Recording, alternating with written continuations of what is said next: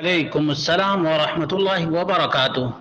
اللہ رب العالمین خوش رکھے، خیر و عافیت میں رکھے اور مزید سماج اور معاشرے کی اصلاح کی توفیق عطا فرمائے۔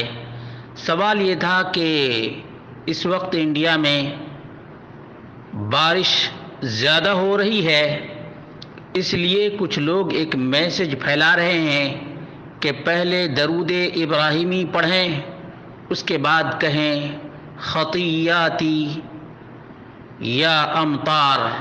تو کیا ایسا بولنا ایک مسلمان کے لیے درست اور جائز ہے؟ اس کا جواب یہ ہے کہ نہیں۔ پہلی بات تو یہ ہے کہ اللہ رب العالمین نے فرمایا یا ایھا الذین آمنوا لا تقدموا بین یدی اللہ ورسولہ، ایمان والو اللہ اور اس کے رسول سے آگے نہ بڑھو۔ اور یہ سراسر اللہ اور اس کے رسول سے آگے بڑھنا ہے، کیونکہ جب بارش نہیں ہوئی تب بھی اللہ کے رسول صلی اللہ علیہ وسلم نے ایسی کوئی دعا نہیں کی۔ اب جب زیادہ بارش ہو رہی ہے تب بھی اللہ کے رسول صلی اللہ علیہ وسلم سے ایسی دعا ثابت نہیں ہے۔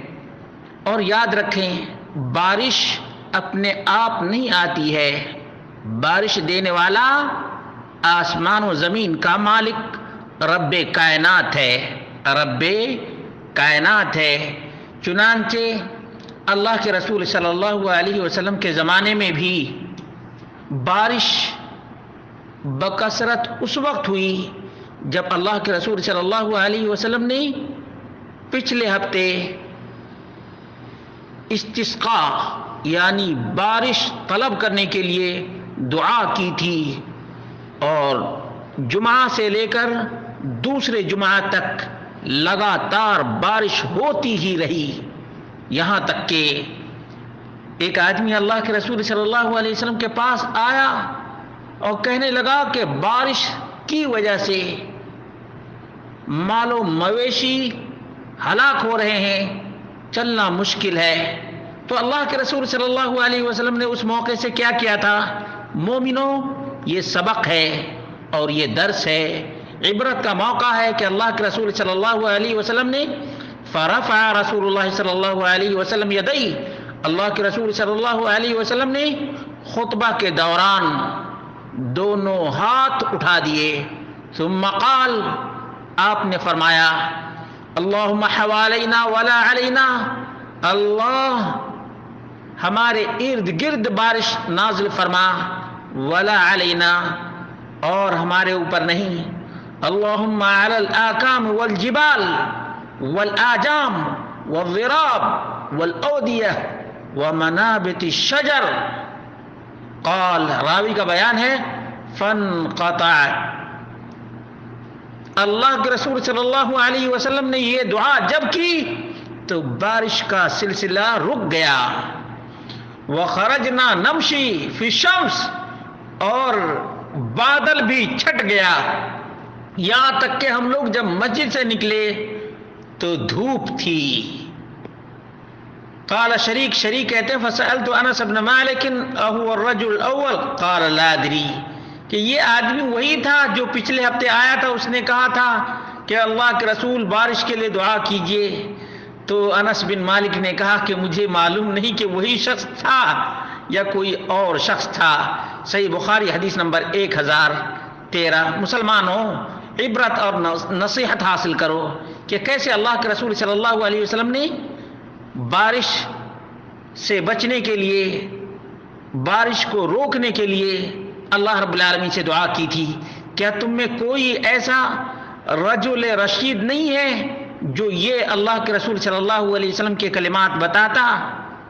کتنا عجیب ہے کہ جہاں بڑے بڑے جبے و دستار والے موجود، وہاں پر نبی مکرم صلی اللہ علیہ وسلم کی دعا کے یہ کلمات معلوم نہیں کہ کریٹ کرنے کی ضرورت پڑ گئی، بنانے کی ضرورت پڑ گئی۔ دوسری جو روایت پیش کرنے کی کوشش کر رہا ہوں اس میں بڑی عبرت ہے، ایمان اور کفر کی بات ہے۔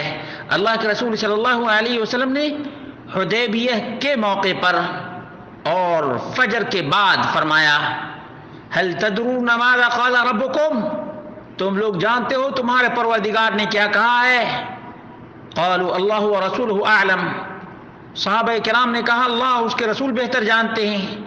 قال اصبح من عبادی مؤمن بی وکافر، میرے بندوں میں سے کچھ مومن بن گئے جبکہ کچھ کافر بن گئے۔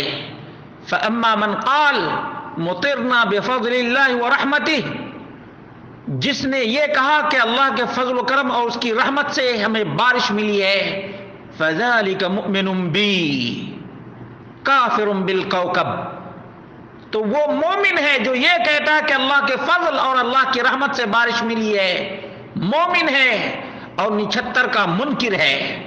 وَأَمَّا مَنْ قَالَ مُطِرْنَا بِنَوْعِ كَذَا وَكَذَا فَذَلِكَ كَافِرٌ بِهِ مُؤْمِنٌ بِالْكَوْكَبِ، لیکن جس نے یہ کہا کہ فلاں 79 کی وجہ سے، فلاں ستارے کی وجہ سے ہمیں بارش ملی ہے، تو وہ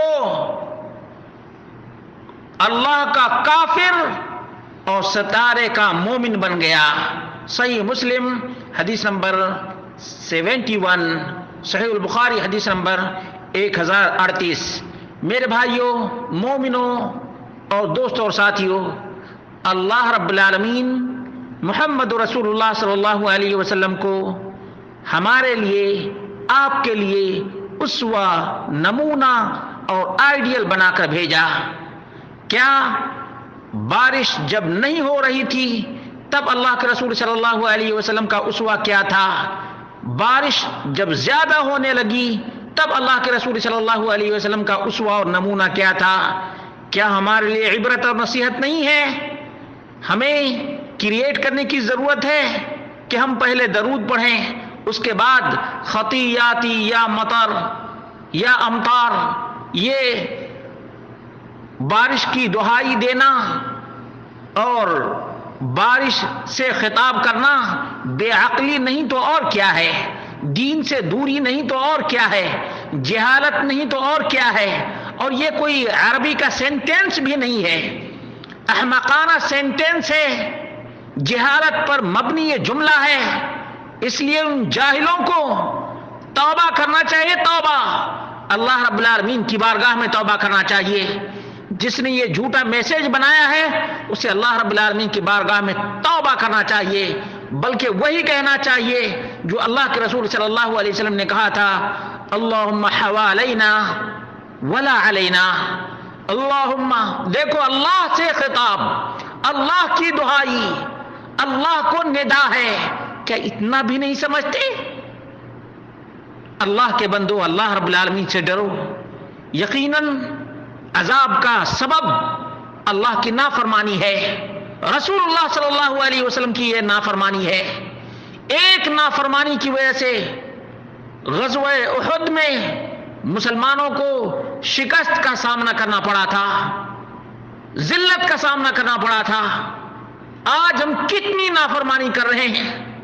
یہ بارش کا عذاب آئے گا یا ٹلے گا؟ بتاؤ تم، اللہ کے رسول صلی اللہ علیہ وسلم کی نافرمانی ہے یا نہیں ہے؟ توبہ کرو مومنوں، توبہ کرو مسلمانوں، اپنی طرف سے دین نہ بناؤ، اپنی طرف سے جملے کریٹ کر کے اور دین کا حصہ نہ سمجھو، بس اللہ رب العالمین ہی سمجھ دینے والا ہے۔